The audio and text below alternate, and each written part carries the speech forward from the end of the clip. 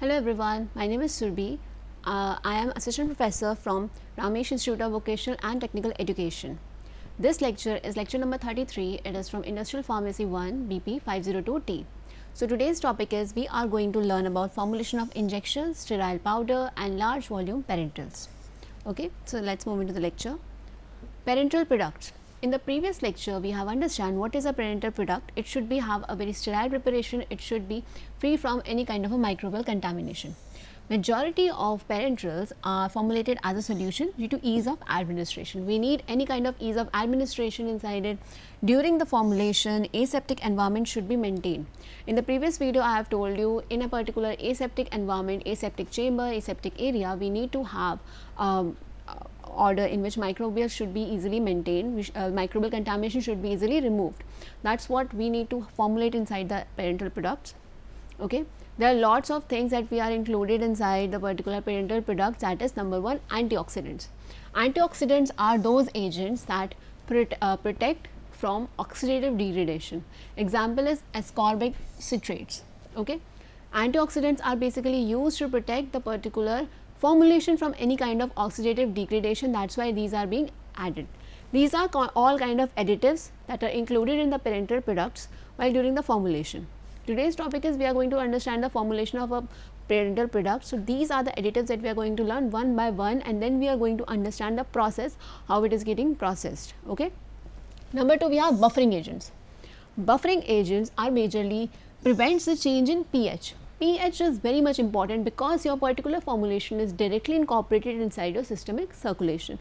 In order to prevent it, in order to prevent the pH, we have to, in order to prevent the change in pH, we have to make sure that buffering agents should be majorly added. What are the majorly buffering agent we have? We have acetates, we have citrates, phosphate buffers, so that it prevents any kind of a change in pH. Then we have bacteriostatic agents. What are bacteriostatic agents? Bacteriostatic agents, from the name suggests bacterio matlab bacteria, static means anything that stops. Okay. So they prevent the microbial growth in the solution, mainly added to a small volume parenteral, multi-dose small volume parenteral, example benzyl alcohol. These I have told you in the previous lectures also what is a small volume parenteral, what is a multi-dose small volume parenterals. Then we have a chelating agent. In case of chelating agent, they form complexes with metals, ions, which may cause chemical reaction leading to degradation. Example EDTA, disodium EDTA. Chelating agent majorly causes chelates. It causes combination. They form complexes with metal ions, which may cause chemical reaction, because in a formulation, if we have a metal ion, these metal ion, what they do, these metal ion causes chemical reaction and that degrade the particular formulation. We know that our parenteral product need to be incorporated inside our systemic circulation. So for that, we need to have all the particular materials that need to be taken care of. For example, incorporation of any kind of extra metal. We don't want metal inside our formulation. So in order to prevent it, we are adding the chelating agent. These chelating agent helps to prevent the bonding of any kind of metal inside a particular formulation. Then we have tonicity contributing agent. Tonicity, in the previous lecture I have told you about isotonicity. Okay, isotonicity is when we have to maintain the particular tonicity of a particular formulation with our blood. Our blood has a particular tonicity, so our formulation should be normalized, is equal to that of blood. They are used to adjust the tonicity, example dextrose or NaCl. Okay. So this is the particular additives that we are adding in a particular formulation. Number one, that is very important, antioxidants. These antioxidants are helpful for prevention of oxidative degradation. Number two, we have buffering agent. Buffering agent, what they do, they help to prevent a change in pH. We don't want any kind of a pH change. Then we have bacteriostatic agent. These, what they do, they stop the particular growth. Then we have chelating agents. What chelating agents do, that chelating agents form complexes with any kind of free metal ions that is present inside the particular formulation. We have metal ions inside it, right? We have metals that is roaming here and there. So chelating agent, what they do, they make chelates. And we have tonicity contributing agents. Tonicity contributing agents, they maintain the tonicity of the particular blood. Example NaCl and dextrose. You have to understand all these examples, you have to learn all these examples because it is very much essential and scoring in your exams. what is the procedure of formulating a particular medication, a parental product. Okay. So, for for formulation, we have to take water for injection, that is 10% excess than recommended is taken in a stainless steel container. Okay. Why we are taking it in a stainless steel container? Because we have to autoclave it. Okay.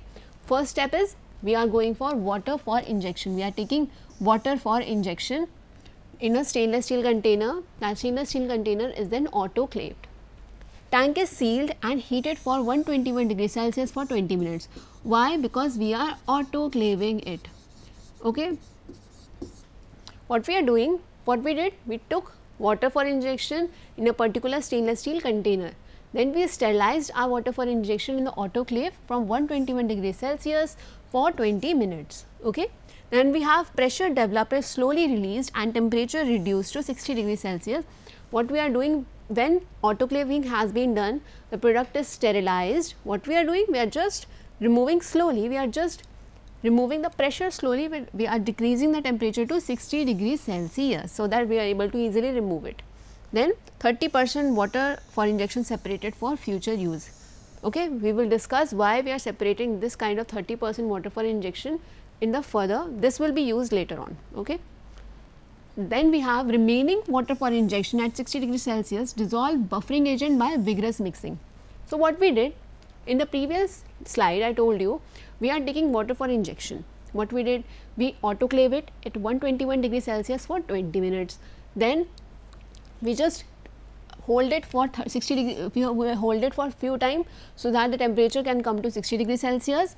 When it is coming to 60 degrees Celsius, we isolated some 30% of weight water for injection. We just isolated some amount, that is 30% water for injection, and the remaining, that is 70%. What we did? We dissolved buffering agent by vigorous mixing. We dissolved the particular buffering agent by vigorous mixing. The solution is cooled at 25 to 30 degrees Celsius, and active drug and preservatives and other ingredients are added. Okay. What we did? Basically, the solution is cooled at 20 to 30 degrees Celsius, and active drug and preservatives and other ingredients are properly added. Final volume is adjusted with previously separated water for injection and mixed. So, what we did, basically the previous solution, we have 30% of water for injection that has been we have previously, plus 70% that we just added, that we just formulated, is being mixed together, and it is being separated for water for injection and prepared for further use. Okay. This is what your preparation of water for injection. Okay. Now, we are going for dry powder or a sterile powder. Dry powder is suitable for those drugs which shows physicochemical instability when formulated in a solution, suspension or emulsion. Why we need a dry powder? Because there are some drugs that are not stable when we are making any kind of a solution, formulated in a solution. So, for that we are making dry powder. All we know is that when dry powder should be mixed with any kind of a solvent, then it is incorporated inside a systemic circulation, right. So, dry powder are meant for reconstituted before administration with water for injection. Dry powders are prepared by vigorous methods: freeze drying, aseptic crystallization and spray drying. These are the techniques through which we can prepare the water dry powder. Number one, we have lyophilization. When we are lyophilizing the particular powder, we are removing all the excess water content solvent from the particular mixture. Okay, we have aseptic crystallization. When we are forming the crystals, we are going for the aseptic technique where we are forming the particular crystallization. Then we have spray drying technique. Spray drying technique is also used for preparation of dry powder or sterile powder. Okay. In large volume parentals, we have parental suspension and we have parental emulsion. These are two major preparations that we are going to discuss today, okay, one by one. In case of parental suspension, as we all know, when we have a suspended particle inside it. I told you what is suspending agent. Suspending agent is when we are adding inside it when we are preparing the particular suspension. Okay. Vehicle, mainly water for injection, used as a vehicle. Methyl cellulose, CMC, is used to reduce the rate of settling. In case of, we have a suspending agent. What suspending agent do? We have a solution. Okay. In case of suspension, we all know that we have particles inside it, right. Lots of particles are settling inside it. Okay. This is called as suspension. these are particles inside it. We want it to settle down, we don't want it to settle down. So, in order to reduce the rate of settling, we are adding different vehicles, or we are adding suspending agents inside it. Wetting agents are polysorbate, lecithin, alcohol, glycerine. These are acting as a wetting agent. We have flocculating agent, example toluenes, hydrophilic polymers and electrolytes. These are flocculating agents inside it. Parental suspension also have suspending agent. This is what we are talking about. Suspending agent prevent the settling of the particular product, because we know that in a solution there are lots of particles suspending in the particular preparation. Okay, we don't want it to settle down. We don't want it to settle down. In order to prevent it, we are adding suspending agent. Example is sodium CMC. Preservative we are adding. Preservative prevents the microbial contamination. Example methyl paraben, propyl paraben and preservatives that we are going to add. Procedure, how we are making the particular formulation. Step 1, we are the preparation of NaCl and drug paste.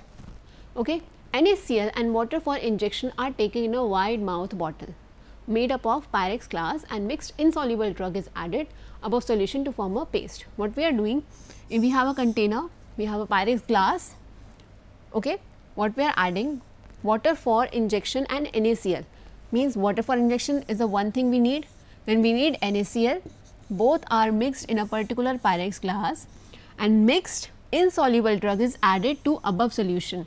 Whatever drug, mixed drug we want to add, it is being added to the above solution, and then we have to keep aside for autoclaving. So, what we did, we added NaCl, we added water for injection, and we added our drug. All these things are added in a particular mixture, that is a Pyrex glass, and mixed in a insoluble drug is added to the above solution to form a paste. Okay. This is a step 1. Step 2, preparation of sodium CMC solution, means suspending agent. I told you, in preparation of any kind of parental suspension, we need to have suspending agent, so that it prevents the settling down of the particular particles. So, for that, step 2 is preparation of sodium CMC solution. Okay. Water for injection at 180 degree Fahrenheit is placed in a glass container. Water for injection is placed in a glass container and agitated to form a vortex. What is a vortex? Vortex is basically a whirlpool. Whirlpool, when the water is getting rotated in a circular motion, it causes whirlpool, that is called as vortex. So, what we are doing, water for injection at 180 degree Fahrenheit is placed in a glass container and agitated to form a vortex. After that, sodium CMC is added. Slowly sodium CMC is added in a formed vortex and mixed vigorously to avoid formation of lumps. Okay. We do not want any kind of a lumps, resulting solution is clarified and filter. In short, what we did, we did water for injection. Okay. I told you water for injection at how much? 180 degree Fahrenheit. We take water for injection at 180 degree Fahrenheit. It is placed in a glass container. ठीक है, हमने इसको, we are going to add it in a glass container. Then we are going to agitate it, means we are going to mix it. When we are mixing, it will form a vortex, it will form a whirlpool. Okay, it will start forming a whirlpool. Then we are going to add number 2, we are going to add CMC, sodium CMC we are going to add very slowly, so that all the lumps formation should not be there. There should be no lumps formation. At the end of the day, the clarified solution is what we wanted. Okay? So, in the first step, what we did, we prepared the NaCl and drug paste. Okay? I told you we are taking NaCl, water for injection and drug. In the second step, we are taking suspending agent. We are doing the preparation of sodium CMC solution, that is a suspending agent. This is how the sodium CMC solution is prepared. We are mixing it with water for injection, we are adding the CMC, and then we are forming all of it. Okay. Then we have third step is preparation of wetting solution. Required quantity of wetting agent, that is polysorbate 80, is taken and water for injection at 180 degree Fahrenheit is added. We are taking the polysorbate 80 and we are adding water for injection at 180 degrees Celsius. Okay. Because wetting agent is also important. Then we have step 4, preservation of preservative solution. Preservation of preservative solution, whatever solutions we are adding, whatever particular formulation we are making, it should have a preservative, because if we are formulating any kind of aseptic preparation, if there is no preservation, it cannot be stored for a long period of a time, right? Because we need to, it's not like that we are preparing a medication and we have to use it for next day or day after tomorrow. We have to use it for a long time, for months, for years we have to store it. So for that we need to have a preservative inside it. This preservative is very important in case when we are formulating any kind of medication. So preservatives is dissolved in sufficient quantity for water for injection. Number 5, we have sterilization. What we are doing? In case of sterilization, components prepared in step 1, 2, 3 and 4 are subjected to autoclave. Whatever we have prepared from 1, 2, 3 and 4, what are 1? What is 1? 1 is preparation of sodium chloride and drug paste, number 1. Number 2, we have suspending agent we prepared. Number 3, we have preparation of wetting solution. Number 4, we have preparation of preservative solution. In charo ko we have to sterilize it. We have to sterilize it where? Autoclave at 121 degrees Celsius, 15 psi for 20 minutes. Okay? We have to just autoclave it as per mentioned guidelines. Then aseptic formulation, all the components of the above step are combined under laminar air flow with constant stirring. What is a laminar air flow? In the previous video I told you what is a laminar air flow. In short, let me tell you, laminar air flow is a kind of aseptic chamber where we are formulating a medication and there is no contamination. It has HEPA filter inside it. That HEPA filter is high efficiency particulate air, high efficiency particulate air. Okay, what it do? Basically it prevents any kind of microbial contamination. It removes all the microbes inside the particular entering of the formulation. Okay, so what are the different steps that we just followed? Number 1, what we did? Preparation of NaCl and drug paste. Number 2, we formulated the suspending agent. Number 3, we have wetting agent solution, we have preservatives. All these things are going to, we are going to sterilize it. Then at the end of the day, after sterilization, all these things are getting formulated in aseptic formulation. Fine, we are just mixing all of it with constant stirring and we are going to get a particular formulation. Okay. Now let's talking about emulsion. In case of emulsion, everyone knows what is an emulsion. It's a stable preparation which have oil and water in it. Oil and water in it. We all know that oil and water cannot be mixed. Okay. So in order to mix it to form a particular stable thing is called as emulsion. The preparation which is intended to prepare by mixing oil phase and water phase inside it is called as parenteral formulation, emulsion. Water in oil emulsion is very good for subcutaneous route. Okay. Some preparation are very good in case of subcutaneous route we can transfer. So for that, water in oil emulsion are very much essential. Oil in water emulsion are intended to be used in intramuscular route. Sustained release preparation. Okay. So both the preparation, that is there are two kind of preparation. Number 1 is water in oil. Okay. Number 2 is oil in water. Okay. Water in oil and oil in water are the two kind of emulsion preparation that we have. Okay. Water in oil, as I told you, is good for subcutaneous preparation. Subcutaneous preparation, and in case of oil in water, it is good for intramuscular IM route or sustained release preparation. So these are the parenteral emulsion that we are going to form, that we are going to make. Okay.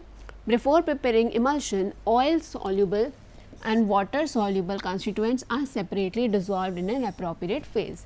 I told you that oil phase we have water phase. Okay. They cannot mix properly. So what we are going to do? We have to prepare oil phase differently, we have to prepare water phase differently, separately. Okay, and dissolved in an appropriate phase. Suitable emulsifying agents are selected for the type of emulsion required. Okay, we have to use a suitable kind of emulsifying agent are selected for the type of emulsion required. We are going for making the emulsion. For preparation of emulsion, emulsifying agent is the key to success. Okay, that is why we need to add emulsifying agent inside it. Okay, so that oil and water should be majorly mixed. Okay, so that is what we have. Generally, dispersed phase is gradually added to continuously phase, we have to add the dispersed phase. We have dispersed phase and we have a continuous phase. Continuous phase is which is in more amount, okay. And dispersed phase, what we are dispersing. For example, what is a dispersed phase in oil and water? Oil and water, what is more? Water. Water is more, and then we have incorporated oil inside it. So water here is a continuous phase, water, and dispersing phase is oil, okay. This is what your particular oil and water preparation is. Often a more viscous primary emulsion is formed than bulk continuous phase is cooperated, okay. So what we are going to do, I told you, in case of formation of the particular parental emulsion, we have oil phase and water phase. We know that oil and water cannot mix very well easily, okay. So that is what we have. We are using emulsifying agent inside it. In case of suspending agent, what we were using? Suspending agent. In case of pharmaceutical emulsion, parental emulsion, we are using the emulsifying agent for that, okay. So we have oil and water preparation and water and oil preparation. I told you water and oil is for subcutaneous route, and oil and water is for intramuscular route. Why it is a different route? Because of course we have water in oil, and subcutaneous is oily layer inside our skin, okay. Subcutaneous obviously inside the skin, and we have oily layer inside this. The subcutaneous route is inside the skin, and we have oil in water, intramuscular route, and for sustained release preparation, okay. This is what your particular preparation. I told you oil soluble and water soluble constituents are separately dissolved in appropriate phase. Oil and water are separately dissolved in the appropriately phase. Then we have these dispersed phases gradually add to the continuous phase. These dispersed phase are gradually added inside the continuous phase, and often a more viscous primary emulsion is formed. We need a viscous primary emulsion, and we can add emulsifying agent. Then bulk continuous phase is incorporated, so that all the mixture should be well incorporated, well prepared, well easily suspended. So two preparation we have discussed here. Number one, we have parenteral suspension that I told you about. We have suspending agent, that is very much important inside it, suspending agent, okay. Then we have parenteral emulsion, we have here emulsifying agent. These are the things that you need to take care. Emulsifying agent, okay. What emulsifying agent do? It helps to mix oil phase and water phase. It helps to mix both of them, okay. What is the role of suspending agent? Suspending agent is basically helps to prevent the settling of any kind of particles, because we know in a solution we have lots of suspended particles inside it. So in order to prevent it, in order to prevent the settling, we have to add a suspending agent, because the formulation has drug particles inside it that is suspended, and it need to be incorporated inside the particular patient. So it need to be suspended very properly, it should be shaken and it should be suspended. So for that prevention of suspension, suspending agents are majorly used. This is how parenteral suspension are being majorly prepared. Then we have NaCl and drug solution, drug paste. Then we have preparation of sodium CMC solution, means we are adding the suspending agent.